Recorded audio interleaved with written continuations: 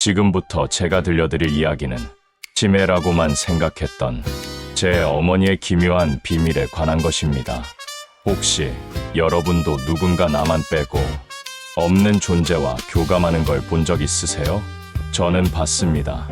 낡은 다방 한 구석, 어머니가 70년 전 첫사랑의 환영과 행복하게 웃는 모습을 등골이 서늘했죠. 그런데 그 환영이 제 찻잔을 기울인 순간 저는 깨달았습니다. 이건 단순한 망상이 아니라는 것을요. 그 환영은 제 형이었습니다. 제가 태어나기 전에 사라진 어머니의 평생의 죄책감이 만들어낸 존재였던 겁니다. 자, 이제 이 비극의 시작점을 함께 파헤쳐 보시죠. 어머니는 매일 그 다방에 가셨습니다. 늘봄이라는 이름에 70년대 감성이 그대로 남아있는 낡은 다방이었죠. 저는 그곳이 싫었어요. 곰팡이 냄새와 오래된 원두 향이 뒤섞인 그 공간이 불편했거든요. 하지만 어머니는 그곳을 사랑하셨죠. 다방 주인 미란 이모와 오랜 친구 사이였고 그곳에서 커피 한 잔 마시는 게 어머니의 유일한 낙이었으니까요. 요즘 들어 어머니가 이상했어요. 아니, 정확히는 걱정스러웠다고 해야 할까요? 같은 말을 반복하시거나 방금 한 이야기를 다시 물으시는 일이 잦아졌거든요. 병원에서는 초기 치매 증상이라고 했습니다. 저는 그 말을 듣고 가슴이 철렁 내려앉았죠. 어머니를 잃어가고 있다는 공포가 밀려왔습니다. 그날도 어머니를 모시고 늘봄에 갔어요. 어머니는 늘 그러시듯 창가 자리에 앉으셨죠. 미란 이모가 따뜻한 커피를 내왔고 어머니는 가방에서 낡은 노트 한 권을 꺼내셨습니다. 표지가 다 해진 회상록이었어요. 저는 그 노트를 처음 봤죠. 어머니가 그런 걸 쓰셨다는 것도 몰랐습니다. 어머니는 노트를 천천히 펼치셨어요. 어느 페이지에 멈추시더니 그 페이지를 한참 동안 바라보셨습니다. 그리고는 갑자기 환하게 웃으시는 거예요. 제가 본 적 없는 정말 행복해 보이는 미소였죠. 어머니가 허공을 향해 무언가 말씀하시는 것처럼 보였습니다. 저는 어머니가 바라보시는 방향을 따라 고개를 돌렸어요. 아무것도 없었습니다. 텅 빈 다방 한 구석일 뿐이었죠. 어머니께 누구를 보시는지 여쭤봤지만 대답이 없으셨어요. 그저 허공을 향해 계속 웃으시기만 했습니다. 등골이 서늘해졌죠. 이건 단순히 건망증 수준이 아니었거든요. 어머니는 지금 뭔가를, 아니, 누군가를 보고 계셨던 겁니다. 미란 이모가 제 옆으로 다가왔습니다. 그리고는 아무 말 없이 어머니를 바라보고만 계셨어요. 이모의 표정이 묘했습니다. 놀라지도 않으셨고 그렇다고 무관심한 것도 아니었어요. 마치 이런 일을 예상하고 있었다는 듯한 표정이었죠. 병원에 다시 가봐야 하는지 물었더니 이모는 오히려 어머니가 지금 아주 행복해 보인다고 하셨습니다. 저는 당황스러웠죠. 어머니가 허공에 대고 웃고 계신데 이게 행복해 보인다고요? 어머니는 여전히 허공을 향해 미소 짓고 계셨습니다. 그리고는 손을 뻗으시는 거예요. 마치 누군가의 손을 잡으시려는 것처럼요. 어머니의 목소리는 떨리고 있었죠. 하지만 그 떨림 속에는 슬픔이 아니라 기쁨이 담겨 있었습니다. 저는 점점 더 혼란스러워졌어요. 화장실에 다녀오겠다고 자리를 비웠습니다. 사실 화장실이 급해서가 아니라 어머니의 그런 모습을 더 이상 보고 싶지 않았던 거예요. 두려웠거든요. 제가 아는 어머니가 점점 사라지고 있다는 게 말이죠. 화장실에서 찬물로 세수를 했습니다. 거울 속 제 얼굴은 창백했어요. 심호흡을 몇 번 하고 나서 다시 자리로 돌아왔죠. 그런데 이상한 일이 벌어졌습니다. 제 자리에 놓여있던 찻잔이 기울어져 있었어요. 커피가 받침 위로 흘러나와 있었죠. 저는 분명히 찻잔을 똑바로 놓고 갔는데 말이에요. 어머니께 찻잔을 건드리셨는지 여쭤봤지만 어머니도 미란 이모도 아니라고 하셨습니다. 이모는 계속 카운터 안에 계셨으니까 제 찻잔에 손댈 수가 없었죠. 그럼 누가 제 찻잔을 기울인 거죠? 다방 안에는 저희밖에 없었는데 말입니다. 이상한 기분이 들었어요. 섬뜩하다고 해야 할까요? 마치 보이지 않는 누군가가 여기 함께 있다는 느낌이었습니다. 집으로 돌아오는 길에 어머니는 계속 흥얼거리셨죠. 오래된 노래였어요. 제가 들어본 적 없는 곡이었습니다. 어머니는 정말 행복해 보이셨어요. 그게 더 무서웠죠. 왜냐하면 그 행복이 현실에 근거한 게 아니었으니까요.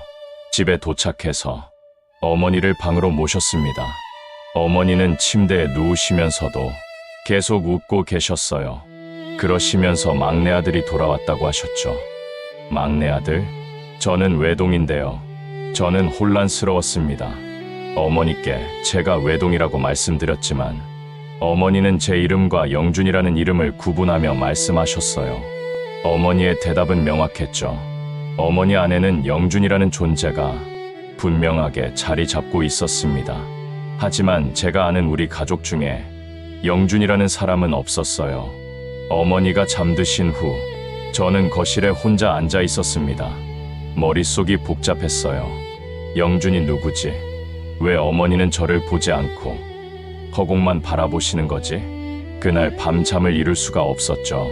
어머니 방에서 작은 소리가 들려왔거든요. 살금살금 다가가서 문틈으로 들여다봤습니다. 어머니는 잠든 게 아니었어요. 침대에 앉아서 누군가와 이야기를 나누고 계셨죠. 물론 방 안에는 어머니 혼자뿐이었습니다. 어머니의 목소리에는 애틋함이 가득했어요. 저는 문을 열고 들어갈 용기가 나지 않았습니다. 그냥 돌아서서 제 방으로 갔죠. 이틀 뒤 어머니는 또 늘봄에 가자고 하셨어요. 저는 거절할 수가 없었습니다. 어머니가 그렇게 가고 싶어 하시는데 말이죠. 다방에 도착하자마자 어머니는 전에 그 자리에 앉으셨습니다. 그리고 가방에서 회상록을 꺼내셨죠. 저는 그 노트가 무엇인지 물었어요. 어머니는 젊었을 때 쓴 회상록이라고 하셨습니다. 볼 수 있는지 여쭤봤더니 어머니는 잠시 망설이시더니 고개를 저으셨어요. 이건 영준이 것이라고 하셨죠. 또 영준이었습니다. 저는 참지 못하고 영준이가 누구인지 물었어요. 어머니는 저를 보셨습니다. 하지만 그 눈빛은 낯설었죠. 마치 저를 처음 보는 사람처럼 물으셨어요. 가슴이 철렁했습니다. 어머니가 절 못 알아보신 거죠. 제가 아들 도진이라고 말씀드렸고 어머니는 그제야 알아보셨습니다. 하지만 곧바로 다시 회상록으로 시선을 돌리셨어요. 그리고는 허공을 향해 또 웃으시기 시작했죠. 미란 이모가 커피를 내오셨습니다. 저는 이모를 붙잡고 조용히 영준이가 누구인지 물었죠. 이모의 표정이 굳어졌습니다. 뭔가 아시는 게 분명했어요. 하지만 이모는 제가 알아야 할 일이 아니라고 하셨어요. 저는 어머니가 저를 못 알아보실 때도 있는데 영준이라는 사람은 너무나 선명하게 기억하신다고 알아야겠다고 말했습니다. 이모는 한숨을 쉬시며 오래된 사진첩을 가져오셨죠. 사진 속 어머니는 정말 아름다우셨어요. 그리고 이모가 가리킨 사진 속에는 한 청년이 있었습니다. 단정한 인상에 부드러운 미소를 짓고 있는 남자였죠. 이모는 그가 어머니의 첫사랑이라고 하셨습니다. 첫사랑, 그 말에 제 머릿속이 복잡해졌어요. 아버지에 대해 물었더니 이모는 아버지는 아버지고 영준이는 영준이라고 하셨습니다. 어머니가 영준이를 만난 건 아주 오래전 일이고 아버지 만나기 전이었다고요. 저는 사진 속 청년을 자세히 들여다봤죠. 묘하게 낯익은 느낌이 들었습니다. 어디선가 본 것 같은데 정확히 기억이 나지 않았어요. 왜 어머니가 지금 와서 그 사람을 찾으시는지 물었습니다. 이모는 기억이라는 게 그렇다고 현재가 불안하면 과거로 도망가는 거라고 하셨죠. 어머니가 지금 혼란스러우시니까 가장 행복했던 순간으로 돌아가고 싶으신 거라고요. 이모의 설명은 논리적이었습니다. 하지만 제 마음은 편하지 않았어요. 어머니가 행복했던 순간에 제가 없었다는 사실이 슬펐거든요. 그날 밤, 저는 어머니가 주무시는 틈을 타서 그 회상록을 찾아봤습니다. 어머니 가방 안에 있었죠. 표지에는 붉은색 펜으로 큰 X 표시가 그어져 있었어요. 그리고 그 아래 작은 글씨로 이렇게 적혀 있었습니다. 나의 영준에게 저는 조심스럽게 노트를 펼쳤어요. 첫 페이지에는 날짜가 적혀 있었습니다. 1973년 어머니가 20살 때 쓰신 거였죠. 페이지를 넘기며 읽어 내려갔습니다. 어머니의 글씨는 반듯했고 문장은 서툴렀지만 진심이 느껴졌어요. 영준이를 처음 만난 날에 대한 이야기가 적혀 있었죠. 시장 골목에서 우연히 마주쳤고 영준이가 어머니가 떨어뜨린 물건을 주워줬다고 했습니다. 그렇게 인연이 시작됐다고 했어요. 다음 페이지에는 영준이와의 데이트 이야기들이 빼곡히 적혀 있었습니다. 강가를 걸었다는 이야기, 영화를 봤다는 이야기, 처음으로 손을 잡았다는 이야기요. 어머니는 정말 행복하셨던 것 같았죠. 그런데 중간쯤 넘어가자 분위기가 바뀌었습니다. 글씨체도 흐트러졌고 문장도 짧아졌어요. 영준이가 떠난다는 내용이었죠. 서울로 가야 한다고, 어머니는 기다리겠다고 했다고 적혀 있었습니다. 그 다음 페이지는 찢어져 나가 있었어요. 무슨 내용이 적혀 있었는지 알 수가 없었습니다. 계속 넘기다 보니 어느 페이지에서 붉은 펜 자국이 보였죠. 글씨 위를 여러 번 긋고 또 그은 흔적이었어요. 거의 읽을 수가 없을 정도였습니다. 그래도 자세히 보니 몇 글자가 보였어요. 악이라는 단어와 미안하다는 말, 그리고 엄마가라는 글자가 희미하게 남아 있었죠. 악이? 저는 그 단어에 멈칫했습니다. 무슨 의미인지 알 수 없었지만 왠지 중요한 것 같았어요. 뒤 페이지를 펼치려는 순간 어머니 방에서 소리가 들렸습니다. 저는 화들짝 놀라서 노트를 닫았죠. 그리고 어머니 가방에 다시 넣었습니다. 어머니께서 제 이름을 부르셨고 제가 대답했더니 괜찮다고 자라고 하셨어요. 어머니는 다시 조용해지셨습니다. 저는 제 방으로 돌아왔죠. 침대에 누워서도 계속 그 단어가 머릿속을 맴돌았습니다. 어머니가 쓰신 아기는 누구일까요? 다음 날 아침, 어머니는 평소보다 일찍 일어나셨어요. 그리고는 외출 준비를 하셨죠. 늘봄에 가야 한다고 하셨습니다. 영준이가 기다린다고요. 또 영준이었습니다. 저는 이제 그 이름을 들으면 가슴이 답답해졌어요. 제가 모셔다 드리겠다고 했죠. 함께 다방으로 갔습니다. 어머니는 들뜬 표정이셨어요. 마치 연인을 만나러 가는 소녀처럼요. 다방에 도착하자 어머니는 서둘러 그 자리에 앉으셨죠. 그리고 회상록을 펼치셨습니다. 어머니가 허공을 향해 말씀하셨어요. 어제는 왜 안 왔냐고. 기다렸다고요? 저는 어머니가 바라보시는 방향을 똑같이 바라봤습니다. 그 순간이었죠. 뭔가가 보였어요. 아니, 보인 것 같았다고 해야 할까요? 희미한 윤곽 같은 게 있었던 것 같았거든요. 저는 눈을 비비고 다시 봤습니다. 하지만 아무것도 없었어요. 제 착각이었던 거죠. 어머니께 영준이가 뭐라고 하는지 물었습니다. 어머니는 웃으시며 바빴다고 대답하셨죠. 할 일이 많았는데 이제 계속 곁에 있을 거라고 하셨습니다. 계속 곁에 있다니 저는 묘한 감정이 들었어요. 질투였을까요? 아니면 두려움이었을까요? 미란 이모가 다가와서 잠깐 이야기하자고 하셨습니다. 이모는 저를 카운터 뒤로 데려가셨죠. 그리고는 작은 목소리로 물으셨어요. 집에서도 저러시냐고요? 매일 영준이라는 사람을 찾으신다고 했더니 이모는 제가 알아야 할 것 같다고 하셨습니다. 이모는 잠시 망설이시더니 입을 여셨어요. 영준이는 어머니의 첫사랑이 맞는데 그게 다가 아니라고요. 뭐가 더 있는지 물었죠. 이모는 영준이와 어머니가 아기를 가졌었다고 하셨습니다. 그 말에 저는 충격을 받았어요. 아기라니요. 근데 그 아기는 태어나지 못했다고 했습니다. 어머니가 유산을 하셨다고요. 유산 회상록에 적혀있던 그 단어의 의미를 이제야 알게 됐죠. 영준이가 그 후로 어떻게 됐는지 물었습니다. 이모는 떠났다고 하셨어요. 서울로 올라갔고 다시는 돌아오지 않았다고요.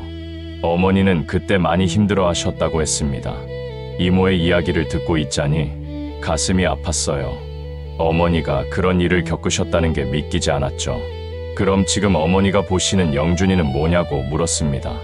이모는 어머니, 기억 속의 영준이라고 했어요. 아마 가장 행복했던 순간의 모습으로 남아있는 거라고요. 저는 어머니를 바라봤습니다. 어머니는 여전히 허공을 향해 웃고 계셨죠. 그 웃음이 이제는 슬퍼 보였습니다. 집으로 돌아오는 길, 어머니가 제 손을 잡으셨어요. 그러시면서 물으셨습니다. 저도 영준이 보이냐고요? 보이지 않는다고 했더니 어머니는 자신만 보이면 됐다고 하셨죠. 어머니의 목소리는 차분했습니다. 저는 더 이상 아무 말도 할 수 없었어요. 그날 밤부터 이상한 일들이 계속됐죠. 어머니 방에서 혼잣말 소리가 들렸고 가끔은 웃음소리도 들렸습니다. 저는 그 소리를 들으며 잠을 청했어요. 며칠이 지났습니다. 어머니의 상태는 점점 더 이상해졌어요. 이제는 저를 보고도 누군지 헷갈려 하셨죠. 하지만 어머니는 영준이에 대해서는 한 번도 헷갈려 하지 않으셨습니다. 언제나 정확하게 그 이름을 부르셨죠. 저는 점점 지쳐갔어요. 어머니를 돌보는 것도 힘들었지만 보이지 않는 영준이와 경쟁한다는 느낌이 더 힘들었거든요. 어느 날 밤, 저는 또 어머니 방 앞에 서 있었습니다. 문틈으로 들여다보니 어머니는 침대에 앉아 계셨죠. 그런데 이번에는 뭔가 달랐습니다. 어머니 옆에 정말로 누군가가 앉아 있는 것처럼 보였거든요. 침대 한쪽이 살짝 눌려 있었어요. 저는 심장이 쿵쾅거렸죠. 이건 제 착각이 아니었습니다. 분명히 뭔가가 있었어요. 문을 열고 들어갔습니다. 어머니는 저를 보며 웃으셨어요. 영준이랑 이야기하고 있었다고 하셨죠. 저는 침대를 봤습니다. 눌려있던 자리가 천천히 원래대로 돌아가고 있었어요. 영준이가 어디 있는지 물었습니다. 어머니는 여기 있다며 허공을 가리키셨죠. 안 보이냐고 물으셨어요. 저한테는 아무것도 보이지 않았습니다. 하지만 저는 이제 확신했어요. 영준이라는 존재가 정말로 여기 있다는 거요.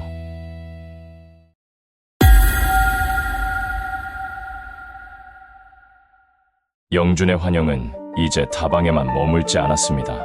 집으로까지 따라 들어온 거죠. 아니, 정확히는 어머니가 영준을 데려오신 건지도 몰라요. 어머니는 회상록을 항상 곁에 두셨고 그 노트를 펼칠 때마다 영준이 나타나는 것 같았거든요. 아침에 일어나면 거실 소파 한쪽이 눌려 있었습니다. 저는 그 자리를 물끄러미 바라봤죠. 어젯밤 제가 거기 앉았나? 아니에요. 전 소파에 앉지 않았습니다. 그럼 누가 앉았던 거죠? 어머니는 아침 식사를 하실 때도 혼자가 아니었어요. 식탁에 2개의 컵을 놓으셨죠. 하나는 어머니 것, 하나는 영준이 것이라고 하셨습니다. 제 컵은 어디 있어요?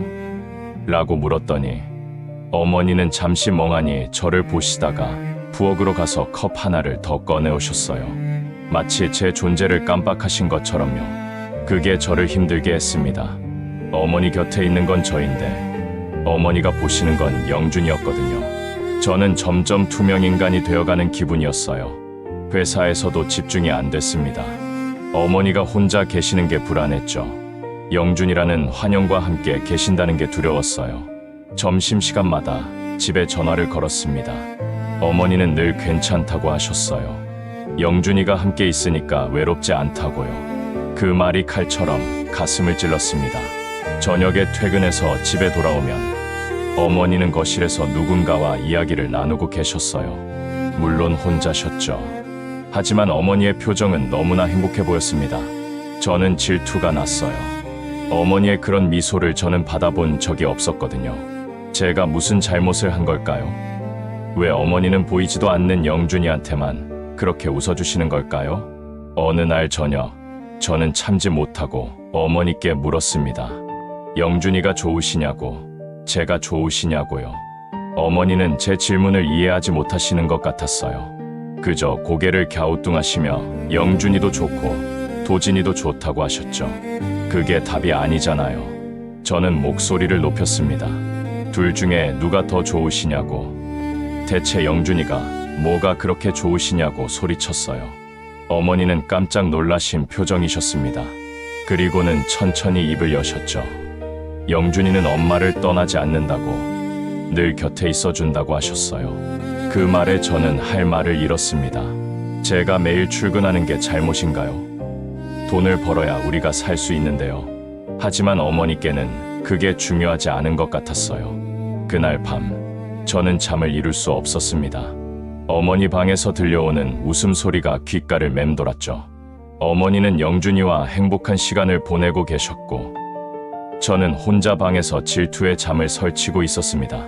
새벽에 화장실을 가려고 복도로 나왔어요. 어머니 방 불이 켜져 있었습니다. 문틈으로 들여다봤죠. 어머니는 침대에 앉아 계셨고 옆에는 아무도 없었어요. 하지만 어머니는 옆을 바라보며 계속 이야기를 하고 계셨습니다. 가끔씩 고개를 끄덕이시고 미소를 지으시고 손짓까지 하셨어요. 정말로 누군가가 거기 있는 것처럼요. 저는 문을 열고 들어가고 싶었습니다. 어머니를 흔들어 깨우고 싶었어요. 정신 차리시라고, 거기 아무도 없다고 말하고 싶었죠. 하지만 그럴 수가 없었습니다. 어머니가 너무 행복해 보이셨거든요. 다음 날 아침, 저는 결심했습니다. 영준을 인정하기로요. 어머니가 행복하시려면, 영준이 필요하다면 저도 영준을 받아들여야 한다고 생각했어요. 그래서 거실 소파에 쿠션을 하나 더 놓았습니다. 영준이 앉을 자리라고 어머니께 말씀드렸죠. 어머니는 정말 기뻐하셨어요. 저를 안아주시기까지 하셨습니다. 오랜만에 받는 어머니의 포옹이었어요. 저는 눈물이 날 것 같았습니다. 이렇게까지 해야 어머니의 관심을 받을 수 있다니요. 식탁에도 영준이를 위한 자리를 만들었습니다. 컵과 접시를 놓고 심지어 음식까지 담아드렸어요. 어머니는 흐뭇한 표정으로 바라보셨죠. 하지만 이상한 일이 생겼습니다. 제가 영준이를 위해 담아둔 음식이 조금씩 줄어들고 있었거든요. 처음에는 제 착각인 줄 알았어요.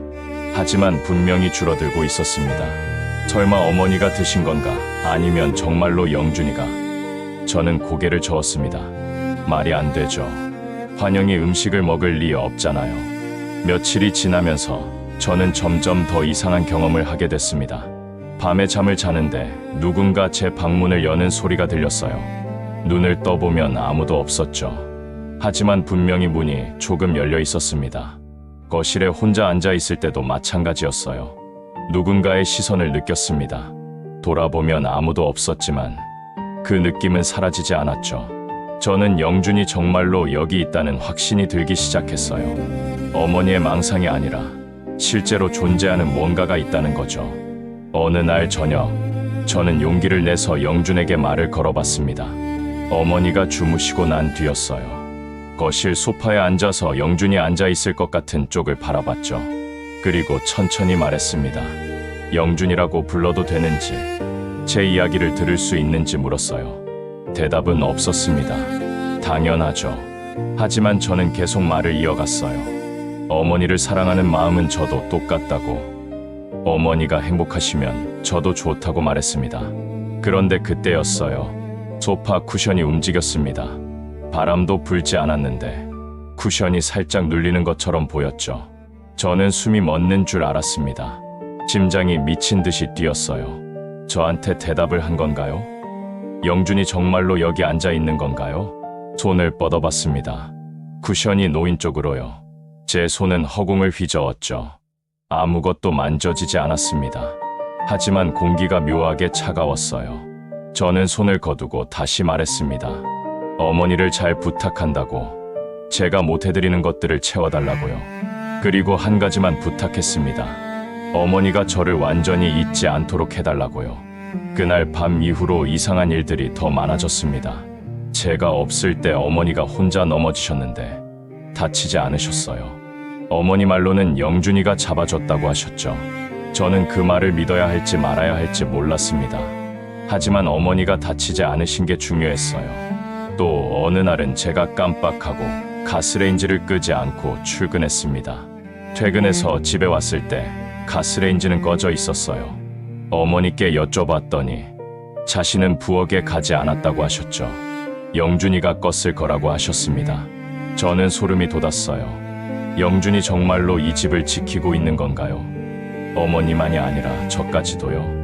하지만 동시에 불안했습니다. 영준의 정체가 뭔지 알 수 없었거든요. 단순히 어머니 기억 속의 첫사랑이라면 왜 이렇게 현실에 개입하는 걸까요? 저는 다시 회상록을 펼쳐봤습니다. 어머니가 주무실 때 몰래 가져온 거였어요. 찢어진 페이지들을 유심히 봤죠. 혹시 실마리가 있을까 싶어서요. 그리고 한 페이지에서 멈췄습니다. 어머니의 글씨가 흐트러져 있었고 잉크 자국이 번져 있었어요. 눈물 자국인 것 같았죠. 그 페이지에는 이렇게 적혀 있었습니다. 우리 아기를 지키지 못했다고, 엄마가 미안하다고, 영준아 용서해달라고요. 저는 그제야 깨달았습니다. 영준은 단순한 첫사랑이 아니었어요. 어머니와 영준 사이에는 아기가 있었고 그 아기는 세상에 나오지 못했던 거죠.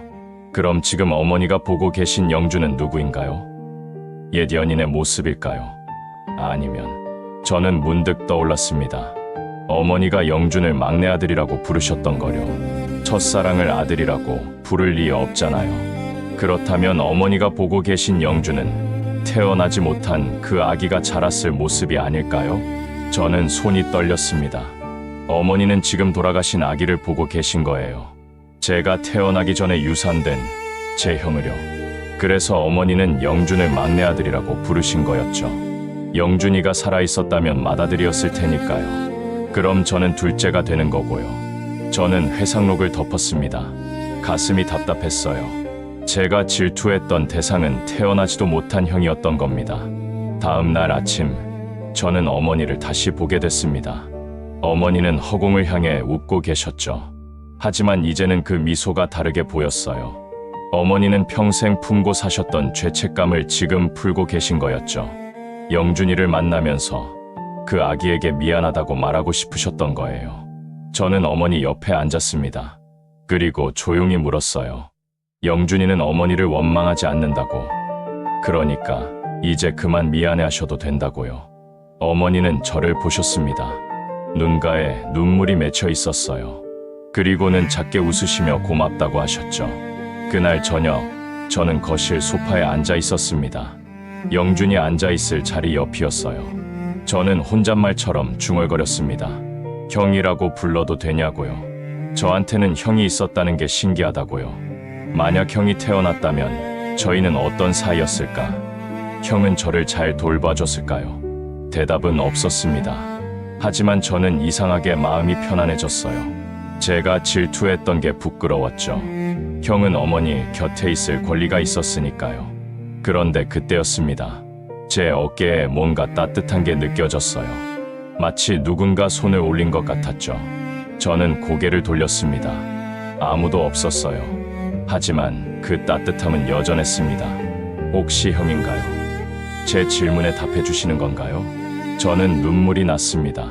태어나지 못한 형과 형을 그리워하는 어머니와 그 사이에서 외로워하는 저희는 이렇게 이상한 방식으로 가족이 되어가고 있었어요. 며칠 뒤, 저는 문득 제 어린 시절 사진을 꺼내봤습니다.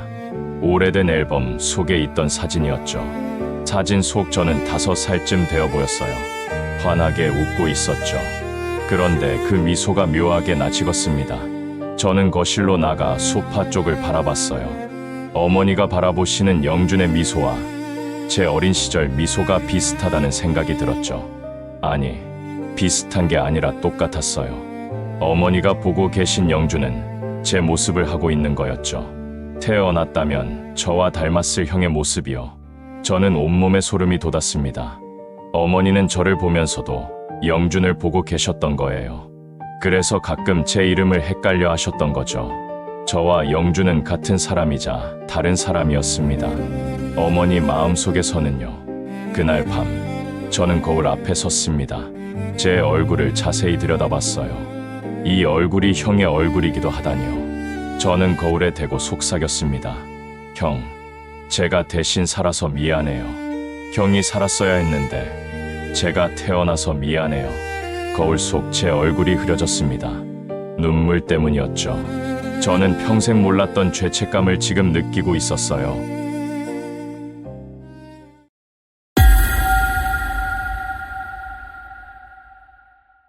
며칠이 지나고 저는 미란 이모를 다시 찾아갔습니다. 어머니 몰래요. 이모라면 더 많은 걸 알고 계실 것 같았거든요. 늘봄은 오후 햇살을 받아 더 낡아 보였어요. 이모는 카운터에서 설거지를 하고 계셨죠. 제 모습을 보시더니 한숨을 쉬셨습니다. 올 줄 알았다는 표정이었어요. 저는 이모 앞에 앉았습니다. 그리고 단도직입적으로 물었죠. 유산 이야기를 해달라고요. 이모는 잠시 망설이셨어요. 설거지하던 손을 멈추시고 앞치마를 벗으셨습니다. 그리고는 제 맞은편에 앉으셨죠. 이모의 눈빛은 무거웠습니다. 오래된 비밀을 꺼내는 게 쉽지 않으신 것 같았어요. 이모는 천천히 입을 여셨어요. 어머니와 영준이가 만난 건 1973년이었다고 했습니다. 어머니는 20살, 영준이는 22살이었대요. 둘은 정말 사랑했다고 했죠. 그 시절 젊은이들이 그랬듯이 순수하고 열렬하게요. 이모도 그 모습을 지켜봤다고 하셨습니다. 하지만 문제가 생겼어요. 어머니가 임신을 하신 거죠. 결혼도 하기 전에요. 그 시대에는 큰 일이었습니다. 영준이는 책임지겠다고 했대요. 어머니와 결혼하고 아기를 키우겠다고요. 하지만 양쪽 집안이 반대했다고 했습니다. 특히 영준이 집안에서 심하게 반대했대요. 영준이는 서울로 유학을 가야 하는 상황이었거든요. 집안에서는 시골 처녀 때문에 아들의 미래를 망칠 수 없다고 했다죠. 어머니는 괜찮다고 했대요. 혼자서라도 아기를 키우겠다고요. 하지만 영준이는 어머니를 두고 떠날 수 없었던 거예요. 둘은 도망치기로 했습니다. 서울로 함께 가서 새로운 삶을 시작하기로요. 하지만 그 계획은 실행되지 못했어요. 이모는 말을 멈추셨습니다. 숨을 깊이 들이쉬시더니 다시 말을 이으셨죠. 도망가기 바로 전날이었대요. 어머니가 계단에서 굴러 떨어지셨다고요. 누가 밀었는지 발을 헛디딘 건지 정확히 모른다고 했습니다. 그 사고로 어머니는 아기를 잃으셨어요. 병원에 실려갔을 때는 이미 늦었다고 했죠. 저는 이모의 이야기를 들으며 주먹을 쥐었습니다. 손톱이 손바닥을 파고들었어요. 영준이는 그 일로 자책했다고 합니다. 자기가 어머니를 제대로 지키지 못했다고요. 매일 병원에 와서 어머니 곁을 지켰대요. 하지만 어머니는 영준이를 만나주지 않으셨다고 해요. 아기를 잃은 슬픔도 컸지만 영준이 때문에 자신의 인생이 망가졌다고 생각하셨던 거죠. 영준이는 결국 서울로 떠났습니다. 떠나기 전에 어머니께 편지를 남겼대요. 이모가 그 편지를 전해줬다고 하셨죠. 편지에는 뭐라고 적혀 있었는지 물었습니다. 이모는 정확히는 모르지만 어머니가 그 편지를 읽고 사흘 밤낮을 우셨다고 했어요. 그리고는 편지를 찢어버리셨다고 합니다. 하지만 완전히 버리지는 못하셨대요. 외상록 뒤에 숨겨두셨다고 하더군요. 저는 이모께 그 편지를 본 적 있는지 물었습니다. 이모는 고개를 끄덕이셨어요. 한 번 본 적이 있다고요. 편지 내용을 말씀해 주실 수 있냐고 했죠. 이모는 잠시 생각하시더니 카운터로 가셨습니다. 그리고 오래된 수첩을 꺼내오셨어요. 이모는 그 수첩을 펼치셨습니다. 거기에는 필사된 글이 있었어요. 이모가 그때 베껴놓으셨던 거였죠. 이모는 제게 수첩을 건네주셨습니다. 저는 떨리는 손으로 그 페이지를 들여다봤어요. 편지는 이렇게 시작됐습니다. 순아, 미안해. 내가 너를 지키지 못했어. 순아, 어머니의 이름이었죠. 저는 계속 읽어 내려갔습니다. 우리 아기를 지키지 못한 것도 미안해. 내가 그렇게 아파하는데 나는 아무것도 해줄 수 없었어. 나는 정말 무능한 사람이야. 서울로 가야 해. 하지만 너 없이 가는 건 의미가 없어. 너와 우리 아기 없는 미래는 생각할 수가 없어. 언젠가 다시 돌아올게. 그때는 떳떳하게 너를 아내로 맞이할 수 있도록 제대로 된 사람이 되어서 돌아올게. 우리 아기를 부디 잘 부탁해. 내가 아기를 기억해주면 아기는 너의 마음속에서 계속 살아갈 수 있을 거야. 사랑해, 순아. 평생 너만 사랑할게. 편지는 거기서 끝났습니다. 저는 수첩을 덮었어요. 목이 메었죠. 이모가 조용히 말씀하셨습니다. 영준이는 결국 돌아오지 않았다고요. 소식도 끊겼다고 했습니다. 어머니는 몇 년을 기다리셨대요. 하지만 영준이는 나타나지 않았고 어머니는 결국 다른 사람을 만났다고 했죠. 그게 제 아버지였습니다. 아버지는 어머니의 과거를 다 알고 계셨대요. 어머니가 영준이를 사랑했던 것도, 아기를 잃었던 것도요. 하지만 아버지는 개의치 않으셨다고 합니다. 아버지는 어머니를 있는 그대로 사랑하셨어요. 그리고 평생 어머니를 아끼고 보살피셨죠. 저는 돌아가신 아버지를 떠올렸습니다. 아버지는 늘 어머니에게 다정하셨어요. 한 번도 큰 소리 내신 적이 없으셨죠. 이제야 알겠더군요. 아버지는 어머니 마음속에 영준이라는 사람이 있다는 걸 알고 계셨던 거예요. 그래서 더 잘해주려고 하셨던 거죠. 이모가 말씀하셨습니다. 어머니는 행복하셨다고요. 아버지와 함께 살면서요. 하지만 마음 한구석에는 늘 미안함이 있으셨을 거라고요. 영준이에게도, 잃어버린 아기에게도 미안하셨을 거라고 했습니다. 저는 이모께 물었어요. 그럼 지금 어머니가 보시는 영준이는 뭐냐고요? 첫사랑 영준이냐, 아니면 아기냐고요? 이모는 잠시 생각하시더니 대답하셨습니다.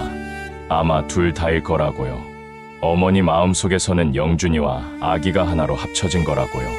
어머니는 아기가 자랐을 모습을 영준이의 얼굴로 보고 계신 거라고 했습니다. 그래서 30대 초반의 청년으로 보이는 거라고요. 만약 아기가 살았다면 지금쯤 그 나이였을 거니까요. 저는 고개를 끄덕였습니다. 이제 이해가 됐어요. 어머니가 영준이를 막내 아들이라고 부르시는 이유도요. 어머니는 잃어버린 아들을 만나고 계신 거였습니다. 평생 품어왔던 죄책감을 이제야 풀어내고 계신 거죠. 이모가 제 손을 잡으셨어요. 그리고는 말씀하셨습니다.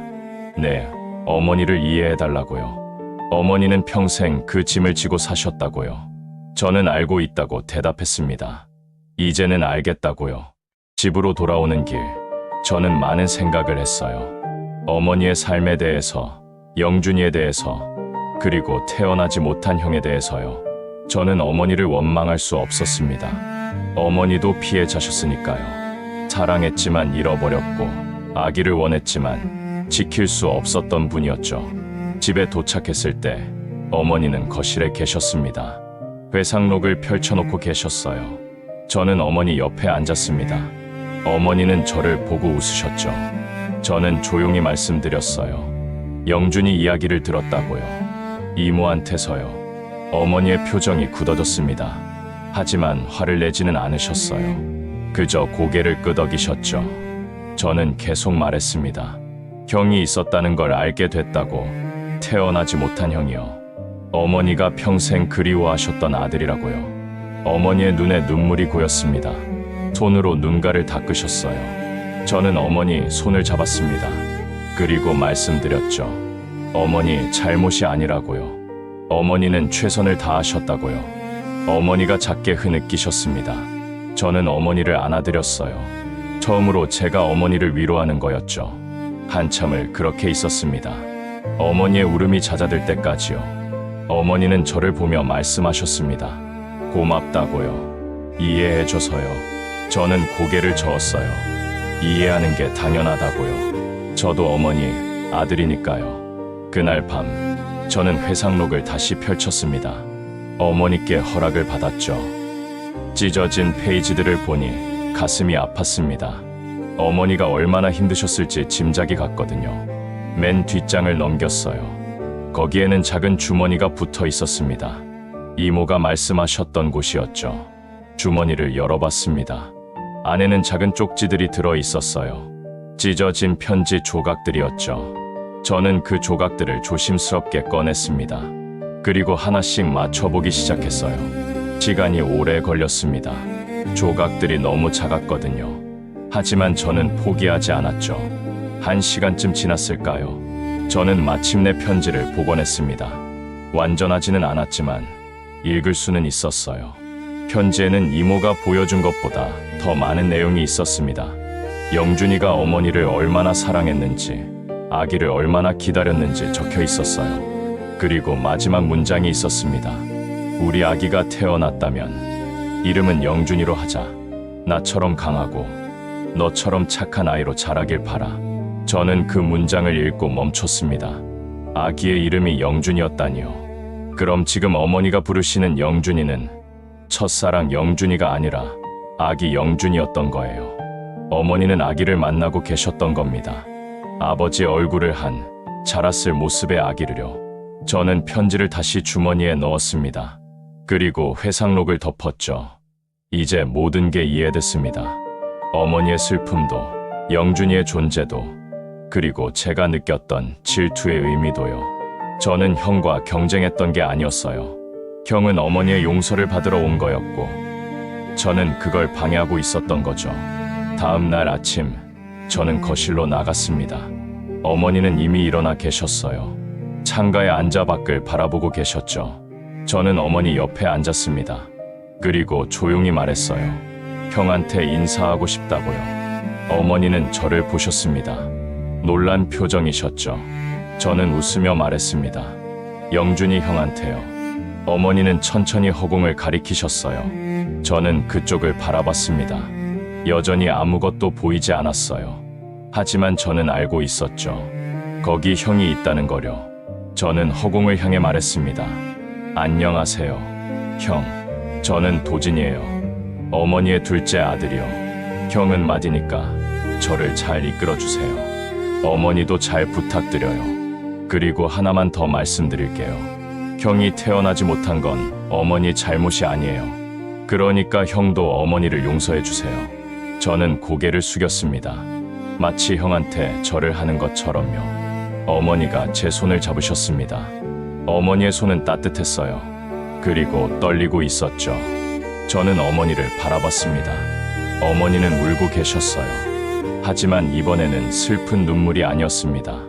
어머니가 말씀하셨어요. 영준이가 고맙대. 동생이 생겨서 기쁘대요.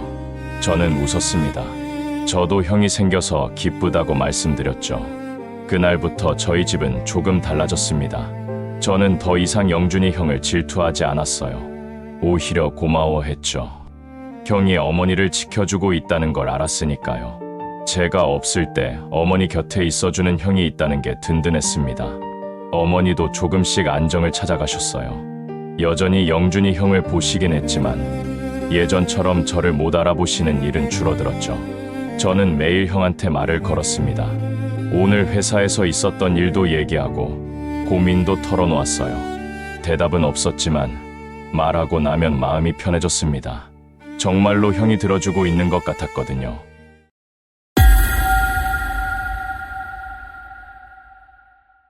며칠이 지났습니다. 저는 형의 존재를 받아들였고 어머니도 예전보다 편안해 보이셨어요. 하지만 뭔가 석연치 않은 부분이 남아 있었습니다. 형은 정말로 어머니의 기억 속에만 존재하는 걸까요? 아니면 실제로 여기 있는 걸까요? 저는 그 질문에 대한 답을 찾고 싶었어요. 그래서 어머니의 주치의를 찾아가기로 했죠. 병원은 집에서 그리 멀지 않았습니다. 저는 퇴근 후에 들렀어요. 예약 없이 갔지만 다행히 의사 선생님이 시간을 내주셨죠. 진료실에 들어가자 선생님이 반갑게 맞아주셨습니다. 어머니 상태가 어떤지 물으셨어요. 저는 최근 있었던 일들을 말씀드렸습니다. 어머니가 영준이라는 환영을 보신다는 것, 그리고 그 환영이 점점 더 선명해지고 있다는 것을요. 선생님은 고개를 끄덕이며 들으셨어요. 그리고는 설명을 시작하셨죠.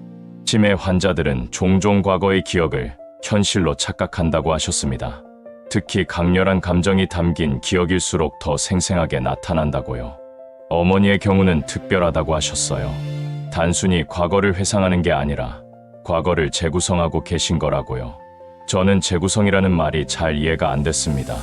선생님께 더 자세히 설명해달라고 했죠. 선생님은 천천히 말씀하셨습니다. 어머니는 평생 품어왔던 죄책감을 해소하고 싶으신 거라고요. 그래서 기억 속에서 가장 잊고 싶었던 순간을 다시 만들어내고 계신 거라고 했어요. 잊고 싶었던 순간이요. 저는 되물었습니다. 선생님은 설명하셨어요. 아기를 잃었던 순간 말이죠. 어머니는 그때 제대로 된 이별을 하지 못하셨을 거라고 하셨습니다. 아기는 태어나지 못했고 영준이는 떠났어요. 어머니는 아무에게도 사랑한다는 말, 미안하다는 말을 제대로 전하지 못하셨던 거죠. 그래서 지금 그 기회를 만들고 계신 거라고 했습니다. 영준이라는 환영을 통해서요. 저는 선생님의 말씀을 곱씹어 봤어요. 그렇다면 영준이 형은 어머니가 만들어낸 존재인 거네요. 하지만 그것만으로는 설명이 안 되는 부분들이 있었습니다. 기울어진 찻잔, 눌린 소파, 꺼진 가스레인지, 이런 것들은 어떻게 설명할 수 있을까요? 저는 선생님께 그 이야기를 했습니다. 선생님은 잠시 생각하시더니 말씀하셨어요. 두 가지 가능성이 있다고 하셨죠. 하나는 제가 착각하고 있는 거라고요. 어머니의 망상에 제가 영향을 받아서 실제로는 일어나지 않은 일들을 일어났다고 믿는 거라고요. 다른 하나는요. 저는 물었습니다. 선생님은 조심스럽게 말씀하셨어요. 실제로 뭔가가 일어나고 있을 수도 있다고요. 과학적으로 설명할 수 없는 현상이라고 하셨습니다. 저는 선생님이 무슨 말씀을 하시는 건지 알 것 같았어요. 영준이 형이 정말로 존재한다는 거죠. 하지만 선생님은 빠르게 덧붙이셨습니다. 그건 매우 드문 경우라고, 대부분은 첫 번째 경우에 해당한다고요. 저는 어느 쪽이 맞는지 알고 싶었어요. 그래서 선생님께 어떻게 구분할 수 있는지 물었습니다. 선생님은 한숨을 쉬셨어요. 구분할 방법은 없다고 하셨죠. 결국 믿음의 문제라고요. 저는 병원을 나서며 많은 생각을 했습니다. 형이 실제로 존재하는지 아니면 제 착각인지 어느 쪽을 믿어야 할까요? 집으로 돌아가는 길, 저는 문득 아버지를 떠올렸어요. 아버지라면 뭐라고 하셨을까요? 아버지는 돌아가시기 전에 제게 말씀하셨던 게 있습니다. 어머니를 잘 부탁한다고요. 어머니는 강해 보여도 마음이 약한 분이라고요. 그때는 무슨 말씀인지 잘 몰랐어요. 하지만 지금은 알 것 같았습니다. 아버지는 어머니 마음속의 상처를 알고 계셨던 거죠. 아버지도 영준이에 대해 알고 계셨을까요? 아마 그러셨을 겁니다. 이모 말로는 아버지가 어머니의 과거를 다 알고 계셨다고 했으니까요. 그렇다면 아버지는 평생 어머니의 아픔을 함께 짊어지신 거예요. 다른 남자를 사랑했던 어머니를, 다른 남자의 아기를 잃어 슬퍼하는 어머니를 받아들이신 거죠. 저는 돌아가신 아버지가 새삼 존경스러웠습니다. 그리고 미안했어요. 아버지가 살아계실 때 더 잘해드리지 못한 게요. 집에 도착했을 때 어머니는 거실에 계셨습니다. 회상록을 보고 계셨죠. 하지만 예전과는 달리 표정이 편안해 보이셨어요. 저는 어머니 옆에 앉았습니다. 어머니가 저를 보며 웃으셨어요. 저는 어머니께 물었습니다. 아버지는 영준이에 대해 알고 계셨냐고요. 어머니는 놀란 표정이셨어요. 잠시 망설이시더니 고개를 끄덕이셨죠. 어머니가 말씀하셨습니다. 결혼하기 전에 다 말씀드렸다고요. 영준이를 사랑했던 것도, 아기를 잃은 것도요. 아버지는 뭐라고 하셨어요? 제가 물었습니다. 어머니의 눈에 눈물이 고였어요. 아버지는 괜찮다고 하셨대요.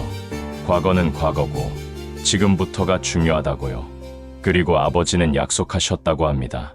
어머니를 평생 행복하게 해주겠다고, 잃어버린 아기 목까지 사랑해주겠다고요. 저는 가슴이 뭉클했습니다. 아버지는 정말 대단한 분이셨어요. 어머니가 계속 말씀하셨어요. 아버지는 약속을 지키셨다고요.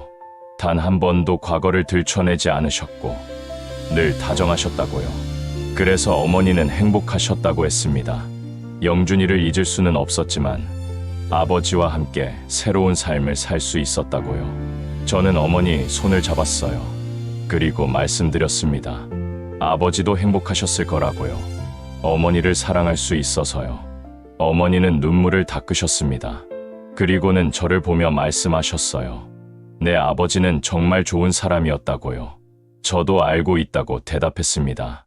그리고 저도 아버지처럼 어머니를 지킬 거라고 말씀드렸죠. 그날 밤, 저는 아버지 사진을 꺼내봤습니다. 오래된 사진이었어요. 아버지는 사진 속에서 환하게 웃고 계셨죠. 저는 사진에 대고 속삭였습니다. 아버지, 이제야 알았어요. 아버지가 얼마나 대단한 분이셨는지요. 어머니를 사랑하는 것도 힘들었을 텐데 어머니의 상처까지 감싸 안으셨잖아요. 저는 아버지처럼 할 수 있을까요? 대답은 없었습니다. 하지만 사진 속 아버지는 계속 웃고 계셨어요.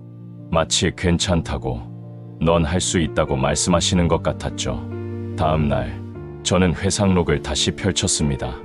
이번에는 어머니 허락을 받고요. 회상록 맨 뒷부분에는 어머니가 아버지를 만난 후의 이야기가 적혀 있었어요. 저는 그 부분을 처음 읽었습니다. 어머니의 글씨는 예전보다 안정되어 있었어요. 문장도 차분했죠. 어머니는 이렇게 쓰셨습니다. 새로운 사람을 만났다고. 내 과거를 다 알면서도 받아들여주는 사람이라고요. 처음에는 미안했대요. 영준이를 잊지 못하면서 다른 사람과 결혼하는 게요. 하지만 그분은 괜찮다고 하셨대요. 어머니는 그 사람과 결혼하기로 했다고 적으셨습니다. 그리고 행복하게 살겠다고, 잃어버린 아기를 위해서라도 행복해지겠다고 다짐하셨어요. 다음 페이지에는 제가 태어난 날의 이야기가 있었습니다. 어머니는 정말 기뻐하셨던 것 같았어요. 어머니는 이렇게 쓰셨어요. 아들이 태어났다고, 건강한 아들이라고요. 이 아이는 잃어버린 아기를 대신할 수 없지만 새로운 축복이라고요. 이 아이에게 잘해줘야겠다고, 영준이 목까지 사랑해줘야겠다고 적으셨습니다. 저는 그 문장을 읽고 울컥했어요. 어머니는 저를 사랑하셨던 거예요. 영준이 형의 대체품이 아니라 그 자체로 소중한 아들로요. 회상록 마지막 페이지에는 이런 문장이 있었습니다. 영준아, 미안해. 엄마는 이제 내가 아닌 다른 사람들과 행복하게 살아갈 거야. 하지만 너를 잊지는 않을게. 평생 엄마 마음속에 내가 있을 거야. 언젠가 엄마가 너한테 갈 때, 그때 다시 만나자. 그때는 엄마가 제대로 안아줄게. 사랑한다고 말해줄게. 저는 회상록을 덮었습니다. 이제 모든 게 명확해졌어요. 어머니는 평생 형을 기억하며 사셨지만 동시에 저와 아버지를 사랑하며 사셨던 거죠. 그리고 지금 치매로 인해 현실과 과거의 경계가 흐려지면서 어머니는 마침내 형을 만날 수 있게 된 거였습니다. 저는 거실로 나갔습니다. 어머니는 창가에 앉아 계셨어요. 혼자가 아니었죠. 옆에 형이 있다는 걸 저는 알고 있었습니다. 저는 어머니께 다가갔어요. 그리고 조용히 말씀드렸습니다. 형한테 전해달라고요. 어머니를 잘 돌봐줘서 고맙다고. 제가 모자란 부분을 채워줘서 고맙다고요. 그리고 하나만 더 부탁하고 싶다고 했습니다. 어머니가 평안해지시면 그때는 형도 편히 쉬라고요. 어머니는 저를 보셨어요. 그리고 천천히 고개를 끄덕이셨죠. 어머니가 말씀하셨습니다. 영준이가 알겠대요. 동생 덕분에 자기도 마음이 편해졌대요. 저는 웃었습니다. 그리고 어머니 손을 잡았죠. 그날 저녁, 저희는 함께 저녁을 먹었습니다. 식탁에는 3개의 접시가 놓여 있었어요. 어머니, 저, 그리고 형의 것이었죠. 저는 형의 접시에도 음식을 담았습니다. 예전에는 억지로 했던 일이었는데 이제는 자연스러웠어요. 어머니는 행복해 보이셨습니다. 2 아들과 함께 식사를 하고 계신 거니까요. 식사를 마치고 설거지를 하는데 문득 이런 생각이 들었어요. 이 시간이 영원했으면 좋겠다고요. 하지만 저는 알고 있었습니다. 이 시간은 영원하지 않다는 거요. 어머니의 병은 계속 진행될 거고 언젠가는 형도 떠날 거예요. 하지만 지금 이 순간만큼은 저희는 완전한 가족이었습니다. 어머니와 저, 그리고 형. 이상하지만 따뜻한 가족이었죠. 그날 밤, 저는 꿈을 꿨습니다. 형이 나오는 꿈이었어요. 꿈 속에서 형은 제 옆에 앉아 있었습니다. 얼굴은 보이지 않았지만 따뜻한 존재감이 느껴졌어요. 형이 말했습니다. 동생아, 고마워. 엄마를 이해해줘서. 저는 대답했어요. 저야말로 고맙다고요. 형이 어머니를 지켜줘서. 형이 웃었습니다. 그 웃음소리는 제 웃음소리와 비슷했어요. 당연하죠. 저희는 형제니까요. 꿈에서 깨어났을 때 저는 울고 있었습니다. 슬픈 눈물이 아니었어요. 뭔가 해소된 듯한 후련한 눈물이었죠. 저는 일어나서 어머니 방으로 갔습니다. 어머니는 편안하게 주무시고 계셨어요. 저는 어머니 이불을 다시 덮어드렸습니다. 그리고 작게 속삭였죠. 어머니, 저는 괜찮아요. 형이 있어도 없어도요. 어머니가 행복하시면 저도 행복하니까요. 어머니는 자면서도 미소를 지으셨습니다. 마치 제 말을 들으신 것처럼요. 저는 제 방으로 돌아왔습니다. 그리고 창밖을 바라봤죠. 별이 참 많았어요. 저는 생각했습니다. 형도 저 하늘 어딘가에서 저희를 보고 있을까요? 아니면 지금 이 집 안에 있는 걸까요? 어느 쪽이든 상관없었습니다. 중요한 건 형이 존재한다는 거였으니까요. 어머니 마음속에, 그리고 이제는 제 마음속에도요. 저는 침대에 누웠습니다. 그리고 형에게 말했어요. 형, 잘 자요. 내일도 어머니 잘 부탁해요. 대답은 없었지만 방 안 공기가 따뜻해진 것 같았습니다. 형이 들어주고 있다는 느낌이었죠. 저는 그렇게 잠이 들었습니다. 오랜만에 편안한 잠이었어요.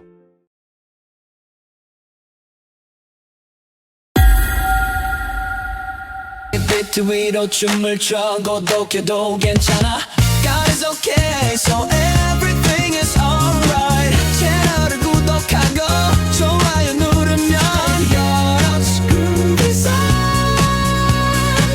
Yeah, God's groove is always on